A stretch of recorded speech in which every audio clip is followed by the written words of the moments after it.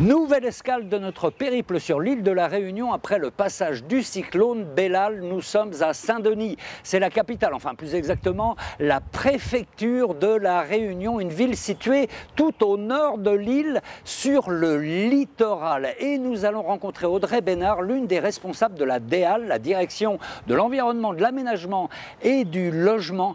Elle a vécu cette crise intense aux côtés des services du préfet.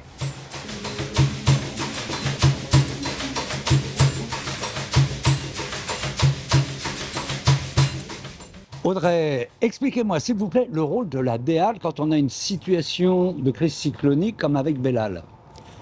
Donc essentiellement, l'ADEAL, en cas de crise cyclonique, va aider le préfet et les services de l'État à gérer la crise sur la question des inondations. En fait, à l'ADEAL, on a notamment pour mission de surveiller les cours d'eau qu'on surveille donc tout au long de l'année, 24 heures sur 24, 7 jours sur 7. Et donc en cas de crise cyclonique, avec les fortes précipitations, c'est effectivement sur ce sujet qu'on peut apporter des éléments à la préfecture pour dire attention, on prévoit que tel cours d'eau va atteindre tel niveau et voilà, il va falloir envisager des mesures en conséquence.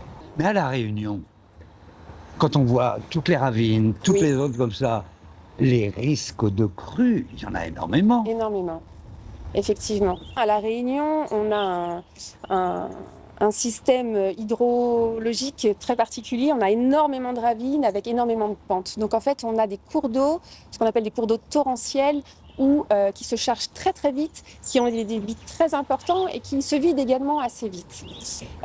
C'est difficile du coup d'instrumenter ces cours d'eau déjà avec des matériels, parce que là encore on l'a vu, à un moment donné nos matériels ne résistent pas. On arrive à faire des vigilances malgré tout. On a d'autres modèles qui, sans se référer, sans s'appuyer à des instruments de mesure, qui sont alimentés en fait avec la connaissance que l'on a des anciens phénomènes, des anciens épisodes de pluie, qui arrivent avec, quand on lui donne les données de pluie prévues par Météo France, qui arrivent à dire je me réfère à tel événement et je sais que ça peut donner ça. On est sans cesse en constante amélioration. Et c'est en vivant les événements, pas forcément des cyclones d'ailleurs, mais des gros événements pluvieux, comme on en connaît régulièrement lors des saisons de pluie à La Réunion. C'est grâce à cette connaissance que l'on accumule qu'on arrive de mieux en mieux à prévoir.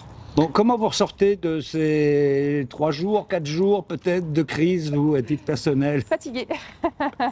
Fatiguée parce qu'il y a le temps de la crise où effectivement on est en alerte tout le temps, on est mobilisé, on est stressé, il faut le dire.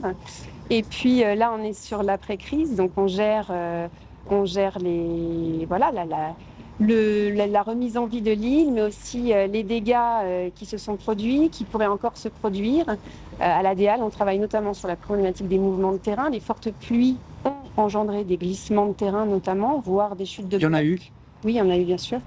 Et donc certains secteurs, alors quand ça arrive en plein secteur naturel et qu'il n'y a pas d'enjeu, c'est pas une difficulté. Mais en revanche, on a des maisons qui ont souffert, des accès routiers. Et voilà, donc là-dessus, il faut qu'on travaille rapidement, en lien avec les collectivités, en lien avec le BRGM qui travaille beaucoup avec nous sur cette problématique des mouvements de terrain pour répondre à ces situations. Et voilà, envisager des évacuations, aider les gens à se reloger, diagnostiquer le risque résiduel, préconiser des mesures de sécurisation. Voilà. C'est pas fini. C'est pas fini, non.